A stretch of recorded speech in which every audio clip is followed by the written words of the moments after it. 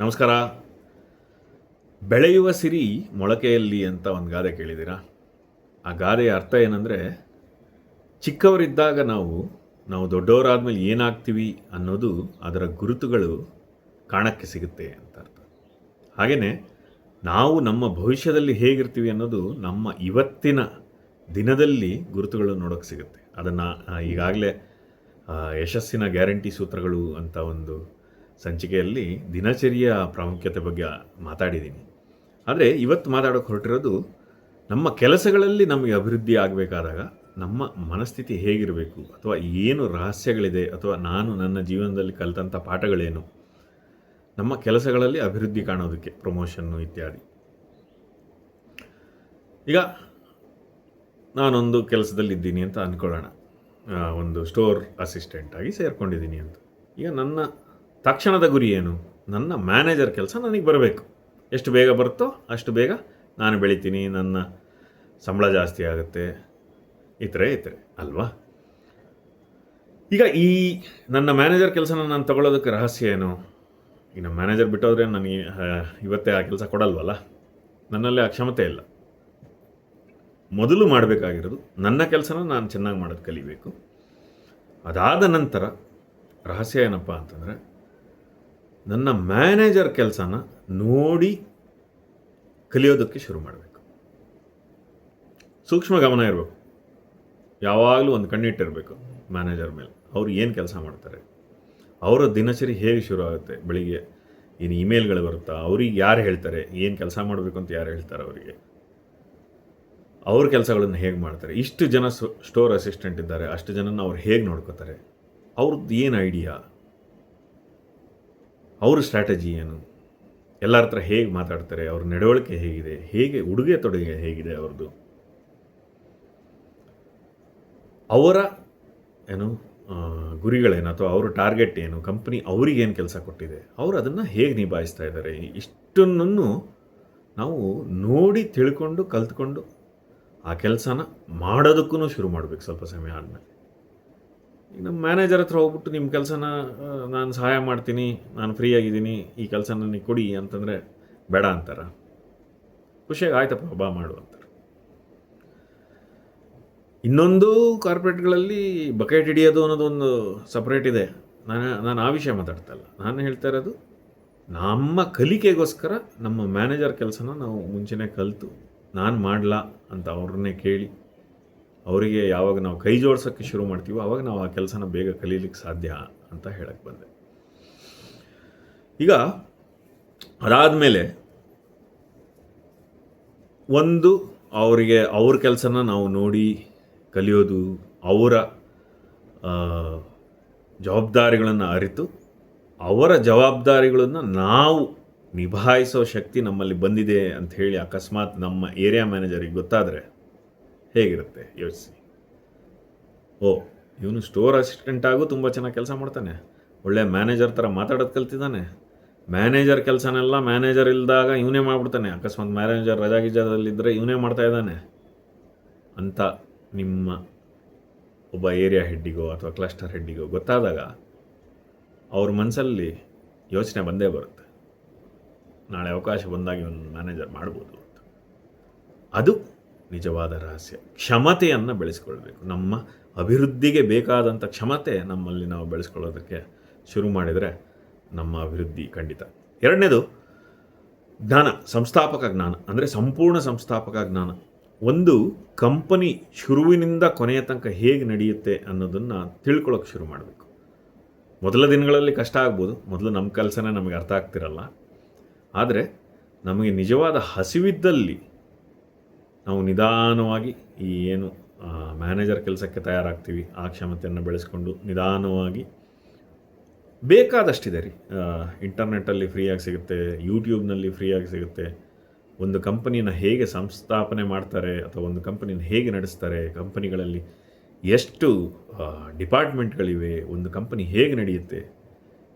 ಈಗ ನಾನು store assistant ಆಗಿರ್ಬೋದು, ಸ್ಟೋರ್ ಅಸಿಸ್ಟೆಂಟ್ ಆಗಿದ್ದುಕೊಂಡು ಈ ಇಡೀ ಕಂಪನಿಯ ಮಾಲೀಕ ಹೆಂಗೆ ಕೆಲಸ ಮಾಡ್ತಾನೆ ಅಂತ ನಾವು ಕಲಿಬಾರ್ದು ಅಂತೇನಿಲ್ಲ ರೀ. ಅಥವಾ ಒಬ್ಬ MBA ಮಾಡಿದವನು ಮಾತ್ರ ಜ್ಞಾನ ಸಂಪಾದನೆ ಮಾಡಬೇಕಂತ ಏನು ರೂಲ್ ಇಲ್ವಲ್ರಿ. ನಾನೊಬ್ಬ SSLC ಪಾಸ್ ಆಗಿರೋನು ಸ್ಟೋರ್ ಅಸಿಸ್ಟೆಂಟಾಗಿ ಕೆಲಸ ಮಾಡ್ತಾ ಇರ್ಬೋದು. MBAಗಿಂತ ಹೆಚ್ಚು ಜ್ಞಾನ ನಾನು ಪಡ್ಕೋಬಾರ್ದು ಏನು ಕಾನೂನಿಲ್ವಲ್ಲ. ಹಾಗಾಗಿ ಜ್ಞಾನ ಎಲ್ಲೆಲ್ಲಿ ಸಿಗುತ್ತೋ ಅಲ್ಲೆಲ್ಲ ಓದಿ, ಚೆನ್ನಾಗಿ ಓದಿ ಆ ಸಂಸ್ಥಾಪಕ ಜ್ಞಾನ ಬರಬೇಕು, ಒಂದು ಸಂಸ್ಥೆ ಹೇಗೆ ನಡೆಸಬೇಕು ಅಂತ. ಆವಾಗ ನಿಮ್ಮ ಅಭಿವೃದ್ಧಿ ಬರೀ ಒಂದು ಲೆವೆಲ್ ಅಲ್ಲ, ಒಂದು ಲೆವೆಲಿಂದ ಒಂದು ಲೆವೆಲ್. ಈಗ ಯಾರೋ ಒಬ್ಬರು ಈಗೇನೋ ಒಂದು ಸೌತ್ ಇಂಡಿಯಾ ಮೀಟಿಂಗ್ ಇರುತ್ತೆ, ಈ ಥರ ಏನೋ ಮೀಟಿಂಗ್ ಇದ್ದಾಗ ಯಾರೋ ಒಂದು ಏನೋ ಕೇಳ್ತಾರೆ, ಅಥವಾ ಏನೋ ಒಂದು ಕಷ್ಟ ಬಂದಿರುತ್ತೆ, ಏನೋ ಒಂದು ಪ್ರಶ್ನೆ ಕೇಳಿರ್ತಾರೆ. ಆವಾಗ ನಿಮ್ಮ ಮಾತುಗಾರಿಕೆ ಅಥವಾ ನೀವು ಕೊಡುವಂಥ ಉತ್ತರಗಳು, ನಿಮ್ಮಲ್ಲಿರೋ ಜ್ಞಾನ, ಅದನ್ನು ಯಾರಾದರೂ ನೋಡಿದಾಗ ಅವ್ರಿಗೆ ಅನಿಸುತ್ತೆ, ಓ ಈ ಮನುಷ್ಯ ಸ್ಟೋರ್ ಅಸಿಸ್ಟೆಂಟ್ ಆಗೋಕ್ಕೆ ಲಾಯಕ್ಕಿಲ್ಲ, ಭಾಳ ಬೆಳೆದಿದ್ದಾನೆ ಅಂತ ಅವರಿಗೆ ಅರಿವಾಗುತ್ತೆ. ಹಾಗಾಗಿ ಸಂಸ್ಥಾಪಕ ಜ್ಞಾನ ಏನು MBAನಲ್ಲಿ ನಾವು ಒಬ್ಬ ಮನುಷ್ಯ ಹೋಗಿ ಏನು ಕಲ್ತಿರ್ತಾನೋ ಅದನ್ನು ನೀವು ನಿಜವಾದ ಹಸಿವಿದ್ದಲ್ಲಿ MBA ಇಲ್ದಲೇನೂ ಕಲಿಬೋದು. ಮೂರನೇ ರಹಸ್ಯ ಬಂದು ಅಭಿವೃದ್ಧಿ, ಸೆಲ್ಫ್ ಡೆವಲಪ್ಮೆಂಟ್ ಅಂತ ಕರಿತೀವಿ ಇಂಗ್ಲೀಷ್ನಲ್ಲಿ. ನಿಮ್ಮ ಕೆಲಸಕ್ಕೆ ಏನೇನು ಬೇಕು, ಮೊದಲನೇದಾಗಿ ಮಾತು. ನಿಮ್ಮ ಕೆಲಸಕ್ಕೆ ಇಂಗ್ಲೀಷ್ ಬೇಕಾಗಿದ್ದರೆ ಇಂಗ್ಲೀಷ್ ಕಲ್ತ್ಕೊಳ್ಳಿ. ನಿಮ್ಮ ಮ್ಯಾನೇಜರ್ ಹೇಗೆ ಮಾತಾಡ್ತಾರೆ ನೋಡಿ, ಅವರಿಗಿಂತ ಚೆನ್ನಾಗಿ ಮಾತಾಡಿ. ಅವರು ಕೆಲಸಗಾರರ ಹತ್ರ ಹೇಗೆ ಮಾತಾಡ್ತಾರೆ ಅಥವಾ ಗ್ರಾಹಕರ ಹತ್ರ ಹೇಗೆ ಮಾತಾಡ್ತಾರೆ, ಇದಿಷ್ಟನ್ನು ಗಮನಿಸಿ ಅವರಿಗಿಂತ ಚಂದವಾಗಿ ಮಾತಾಡೋದನ್ನು ಕಲ್ತ್ಬಿಡಿ. ಎರಡನೇದು ಭಾಷೆಯನ್ನು ಚೆನ್ನಾಗಿ ಕಲ್ತ್ಕೊಳ್ಳಿ. ಮೂರನೇದು ಮೂಲಭೂತವಾಗಿ ಏನಾದರೂ ಸಾಫ್ಟ್ವೇರ್ಗಳು ಬೇಕಾಗಿದ್ದರೆ ಈ ಮೈಕ್ರೋಸಾಫ್ಟ್ ಎಕ್ಸೆಲ್ ಇರ್ಬೋದು, ಮೈಕ್ರೋಸಾಫ್ಟ್ ವರ್ಡ್ ಇರ್ಬೋದು, ಈ ಥರದ್ದು ನಿಮ್ಮ ಕೆಲಸಕ್ಕೆ ಅವಶ್ಯಕತೆಗಳು ಏನಿವೆ ಅವನ್ನೆಲ್ಲ ದಿನನಿತ್ಯ ಮಾಡಿ ಕಲೀರಿ. ಇದು ಯಾವುದೂ ಸುಲಭವಾಗಿ ಬರೋದಲ್ಲ ರೀ. ನಿಮ್ಮ ಕೆಲಸ ಮಾಡೋದಲ್ಲದೆ ಇನ್ನೂ ಎಕ್ಸ್ಟ್ರಾ ಟೈಮ್ ಕೂತು ಇದನ್ನೆಲ್ಲ ಕಲಿಬೇಕಾಗತ್ತೆ, ಮಾಡಬೇಕಾಗತ್ತೆ. ಹಾಗಾಗಿ ಇದು ಯಾವುದು ಸುಲಭದ ದಾರಿ ಅಲ್ಲ. ನಿಮಗೆ ನಿಜವಾಗಲೂ ಬೆಳಿಬೇಕು ಅನ್ನೋ ಆಸಕ್ತಿ ಇದ್ದು ಆ ಹಂಬಲ ಇದ್ದರೆ ಇದನ್ನು ಕಲಿಯೋ ದಾರಿ ಇದು. ಆ ಸಾಫ್ಟ್ವೇರ್ಗಳನ್ನು ಕಲೀರಿ. ಆಮೇಲೆ ನೀವೇನಾದ್ರು ಸಾಫ್ಟ್ವೇರ್ ಕಂಪನಿಗಳಲ್ಲೇನಾದರೂ ಇದ್ದರೆ ಕೋಡಿಂಗ್ ಕಲ್ತ್ಕೊಳ್ಳಿ.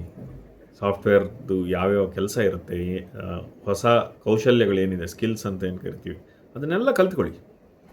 ಕಲಿಕೆ ನೀವು ಯಾವಾಗ ಕಲ್ತು ನಿಮ್ಮನ್ನು ನೀವು ಬೆಳೆಸ್ತಿರಲ್ಲ, ನಿಮ್ಮನ್ನು ನೀವು ಯಾವಾಗ ಅಭಿವೃದ್ಧಿಗೊಳಿಸ್ತೀರ ಆವಾಗ ಅದು ಎಲ್ಲಾದರೂ ಒಂದು ಹತ್ರ ಎದ್ದು ಕಂಡೇ ಕಾಣುತ್ತೆ ರೀ. ಆಮೇಲೆ ನಿಮಗೆ ನಿಮ್ಮ ಬಟ್ಟೆ ಹಾಕುವ ರೀತಿಯನ್ನು ಬದಲಾಯಿಸ್ಕೊಳ್ಳಿ. ಒಬ್ಬ ಸ್ಟೋರ್ ಅಸಿಸ್ಟೆಂಟು ಮ್ಯಾನೇಜರ್ ಥರ ನೋಡೋಕ್ಕಿದ್ದಾನೆ, ಮಾತಾಡೋಕ್ಕಿದ್ದಾನೆ, ಹಾಗೆ ಕೆಲಸ ಮಾಡ್ತಾನೆ ಅಂತ ಅನ್ಸಿರೋ ಅದರ ಅರ್ಥ ಏನು? ನೋಡಿದವ್ರು ಏನಂತಾರೆ, ಪರವಾಗಿಲ್ಲ ರೀ ಇವ್ರನ್ನ ಆರಾಮಾಗಿ ಮ್ಯಾನೇಜರ್ ಮಾಡ್ಬೋದು ಅಂತ ಅಂತಾರೋ ಅನ್ನಲ್ಲ. ಹಾಗೆ ನಮ್ಮನ್ನು ನಾವು ಅಭಿವೃದ್ಧಿಪಡಿಸಿಕೊಂಡು ಅವರ ಎತ್ತರಕ್ಕೆ ನಾವು ಸರಿಸಮಾನವಾಗಿ ಜೀವನ ಮಾಡೋದನ್ನು ಕಲ್ತ್ರೆ ಇದನ್ನು ಆ ಜವಾಬ್ದಾರಿಯನ್ನು ನಾವು ನಮ್ಮ ಹೆಗಲ ಮೇಲೆ ಎತ್ಕೊಳ್ಳೋಕೆ ರೆಡಿಯಾದರೆ ನಮ್ಮ ಅಭಿವೃದ್ಧಿ ಖಂಡಿತ ರೀ. ಮುಂದಿನ ಅಂಶ ಸಕಾರಾತ್ಮಕ ಮನೋಭಾವ. ನಾನು ಆಗಲೇ ಒಂದು ಸಂಚಿಕೆ ಮಾಡಿದ್ದೀನಿ, ಆದರೆ ಇಲ್ಲಿ ಹೇಳಕೊಟ್ಟಿರೋದು ಯಾವಾಗಲೂ ಕಂಪನಿಯ ಒಳಿತಿಗಾಗಿ ಯೋಚಿಸಿ. ಬಹಳಷ್ಟು ಜನ ಏನು ಮಾಡ್ತಾರೆ, ನನ್ನ ಸಂಬಳ ಬರುತ್ತೆ, ನನ್ನ ಕೆಲಸ ಇಷ್ಟಪ್ಪ, ನಾನು 9ಕ್ಕೆ ಬರ್ತೀನಿ, ಇಷ್ಟೊತ್ತಿಗೆ ಹೋಗ್ತೀನಿ, ಅದಾದಮೇಲೆ ನನಗೆ ಗೊತ್ತಿಲ್ಲ ಅಂದ್ಕೊಂಡು ಬದುಕ್ತಾರೆ. ಅಂಥವರು ಅಲ್ಲೇ ಇರ್ತಾರೆ. ನೀವು ಬೆಳಿಬೇಕು ಅನ್ನೋ ಆಸಕ್ತಿ ಇದ್ದರೆ ಕಂಪನಿ ಬಗ್ಗೆ ಯೋಚಿಸಿ. ನನ್ನ ಸ್ಟೋರ್ನ ಹೇಗೆ ವೃದ್ಧಿಗೊಳಿಸೋದು, ನನ್ನ ಸ್ಟೋರ್ನ ಬೆಂಗಳೂರಲ್ಲಿ ನಂಬರ್ 1 ಹೇಗೆ ಮಾಡೋದು, ಅಥವಾ ನನ್ನ ಸ್ಟೋರಿಗೆ ಹೇಗೆ ಮ್ಯಾಕ್ಸಿಮಮ್ ನಾವು ಅವಾರ್ಡ್ ತೊಗೊಂಬರೋದು, ನನ್ನ ಸ್ಟೋರ್ ಹೇಗೆ ಬೆಳೆಸೋದು, ನನ್ನ ಮ್ಯಾನೇಜರ್ ಹೇಗೆ ಬೆಳಿಬೇಕು, ಈ ರೀತಿ ಕಂಪನಿಗೋಸ್ಕರ ಯೋಚಿಸಿ ಕಂಪನಿಯ ಒಂದು ವ್ಯವಹಾರ ಹೇಗೆ ನಡೆಸ್ತಾ ಇದೆ ಅಥವಾ ಅದರದ್ದೊಂದು ವ್ಯವಸ್ಥೆ ಹೇಗಿದೆ ಅನ್ನೋದನ್ನು ಅರ್ಥ ಮಾಡಿಕೊಂಡು ಅದರ ಏಳಿಗೆಗಾಗಿ ಸದಾ ಯೋಚಿಸಿ. ಈ ಏನು ನಾವು ಗಾಳಿ ಮಾತು ಅಂತ ಕರಿತೀವಿ, ಗಾಸಿಪ್ಗಳು, ಅದರಿಂದ ದೂರ ಉಳಿದ್ಬಿಡಿ. ಆ ನಕಾರಾತ್ಮಕ ಭಾವನೆಗಳು, ಯೋಚನೆಗಳು, ದೂಷಣೆಗಳು, ನಮ್ಮ ಬಾಸ್ ಸರಿ ಇಲ್ಲ, ಅವನು ಸರಿ ಇಲ್ಲ, ಇದು ಸರಿ ಇಲ್ಲ, ಅದು ಸರಿ, ಪ್ರಪಂಚನೇ ಸರಿ ಇಲ್ಲ ರೀ. ಹಂಗೆ ನೋಡ್ಕೊಂಡ್ರೆ ನಿಮಗೇನಾಗಬೇಕು? ನಿಮ್ಮ ಅಭಿವೃದ್ಧಿ ಮುಖ್ಯ, ಅದ್ರ ಬಗ್ಗೆ ಗಮನ ಕೊಡಿ. ಯಾವಾಗಲೂ ಸಕಾರಾತ್ಮಕ ಮನೋಭಾವದಿಂದ ನಮ್ಮ ಕಂಪನಿಗೋಸ್ಕರ ಏನು ಬೇಕು, ನಾನು ಬೆಳೆಯೋದಕ್ಕೋಸ್ಕರ, ಒಟ್ಟಿನಲ್ಲಿ ನನ್ನ ಕಂಪನಿ ಬೆಳೆಸಬೇಕು. ಅದರ ಸಾರಾಂಶ ಇಷ್ಟೇ, ನಿಮ್ಮದೇ ಕಂಪನಿ ಅಂತ ಅಂದ್ಕೊಂಡು ನೀವು ಕೆಲಸ ಮಾಡೋಕ್ಕೆ ಶುರು ಮಾಡಿದ ದಿನ ನಿಮ್ಮ ಬೆಳವಣಿಗೆ ಖಂಡಿತ ಶುರುವಾಗುತ್ತೆ.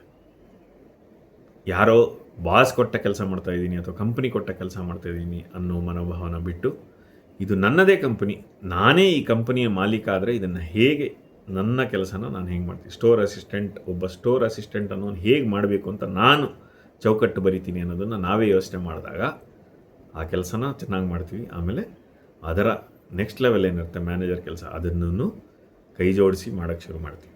ನಿಮ್ಮಲ್ಲಿ ಯಾವಾಗ ಈ ಥರ ಒಂದು ಬೆಳವಣಿಗೆಯ ಮನೋಭಾವ ಬರುತ್ತೆ, ಈ ಥರ ಯಾವಾಗ ಸಕಾರಾತ್ಮಕ ಮನೋಭಾವ ಬೆಳೆಯುತ್ತೆ, ಆ ರೀತಿ ಯಾವಾಗ ಶ್ರಮಪಟ್ಟು ದುಡಿಯೋಕ್ಕೆ ಶುರು ಮಾಡ್ತೀರಾ, ನಿಮ್ಮ ಅಭಿವೃದ್ಧಿ ಖಂಡಿತ ರೀ.